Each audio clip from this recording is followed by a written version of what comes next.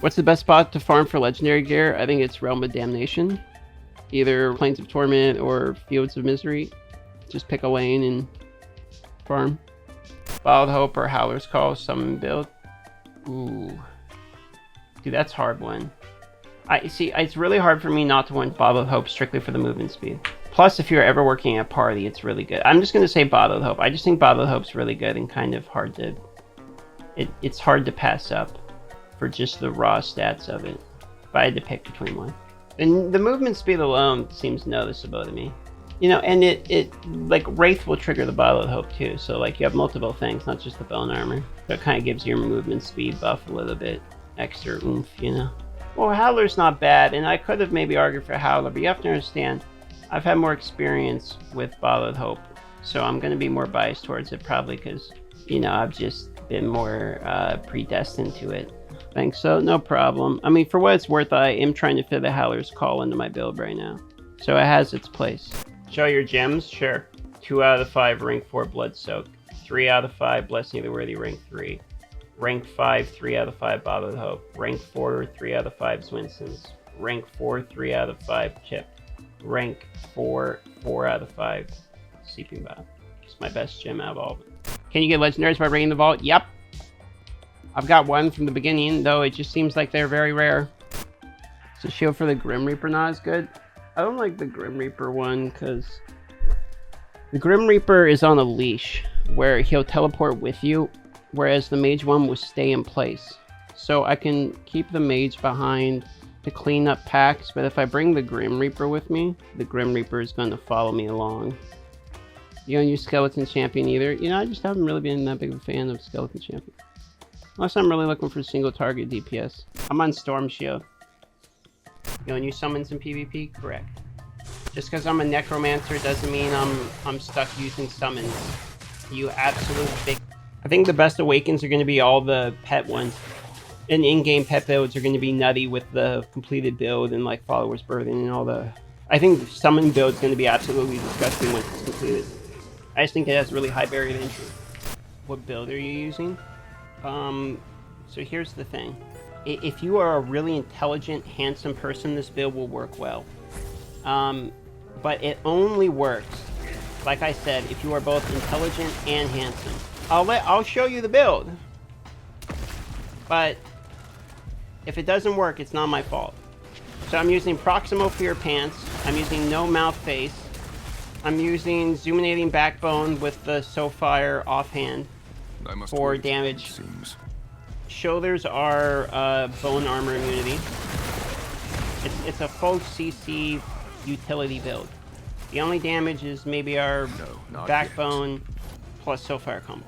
Now the reason I say this scales with intelligence is, in my personal opinion, it's really hard just to spam and mouth breathe and spam the CC over and over again and pray you hit people.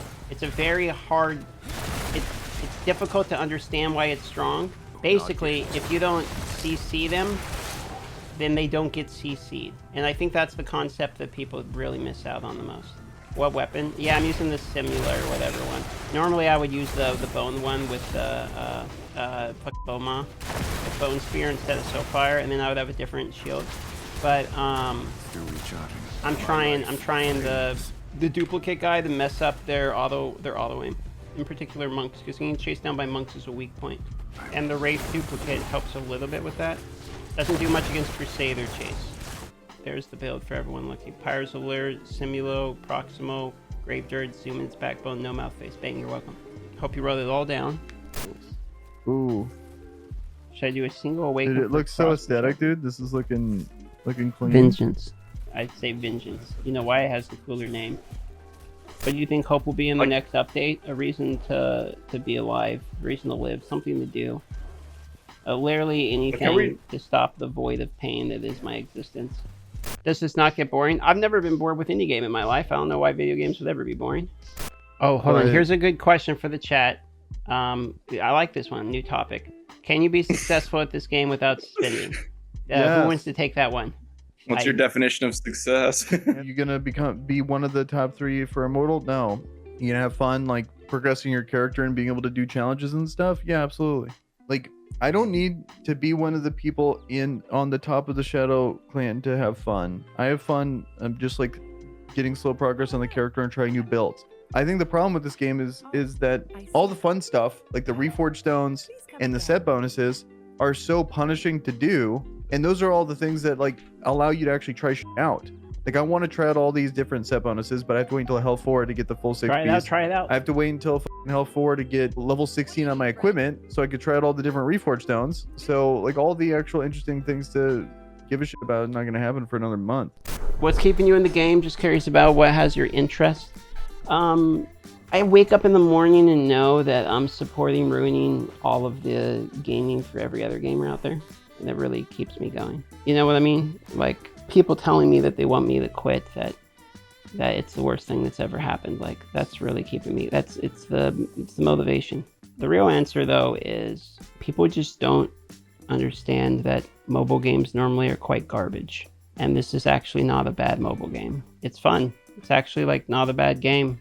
Like the reality is like, yeah, there's plenty of fucking problems with monetization. And yeah, it's attached to a very popular PC IP. And yeah, everyone agrees with all of those problems. But the reality is like, yeah, go look at the other games. Other games are dog shit. Like mobile games are really fucking bad. This is a pretty legitimate game. Just curious about what tracks you the most. So you want me to pick one thing I like the most? I actually kind of like endless grinds, to be honest. I also like the PvP too. I like the social aspect. If it wasn't MMO, there's no way I'd be playing. How likely you think it is that the Ember Caps will be removed? I think it is more likely that the Democrats and the Republicans have a meeting where they come face to face and they both agree that they've been fighting each other for far too long, and then most of it's for self-beneficial gain, and that instead what matters is the actual people. And that not only is everyone going to donate all of their income that their political parties have been making for the last 5 years, but in addition are going to try to work towards reform of some middle ground. I think that's much more likely than the Ember Cap getting removed.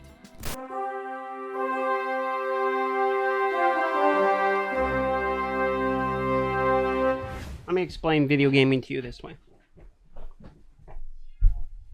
There's always one debate between anyone who comes in and asks a question. Because you ask what makes it sense to grind the red bar rather than working on alts from a time perspective. There's multiple ways to think about it. If you're trying to think from a perspective of making one character as strong as you possibly can, the only thing that makes sense is working on one character. Like there would be no reason to ever work on another character. However, gaming has kind of gotten sidelined where everyone only worries about progression the most, and it kind of ruins the game. Like I'm stuck in a spot where I have to worry about progression because I gotta make content, right? So like I have to experience the most of the game I can. But if I'm not in that spot, then the answer changes, because it's like making what makes sense from a time perspective is totally relative, because you're not trying to only worry about, like, I wouldn't worry about one character is what I'm going with this. Like for me, I would play alts. I don't think it does make sense if what you're worried about is just trying to enjoy the game. But if what you're worried about is being as strong as possible, alts basically do nothing other than grinding platinum. So it's hard to answer your question because it really depends upon the type of gamer you are. Like, there's not too many reasons to try to be the best in this game. There's basically no reasons, actually, unless for what you enjoy is being competitive. If you don't enjoy competition for competition's sake by itself, there's literally zero reason to try to progress as fast as you can. And in that case, I would say, play the alts now. Who gives? So your question about whether or not you should play with limited experience is really more a philosophical question about, is life worth living? And therefore cannot be answered. Well pod, oh welcome, welcome, welcome, well pod. Minnows, dolphins, whales too, even you, krakens you, welcome back to the next video. You like how I should be a politician. I can talk my way out of answering literally anything. Don't forget to subscribe. This is Darth Microtransactions channel, and we're gonna have some fun tonight.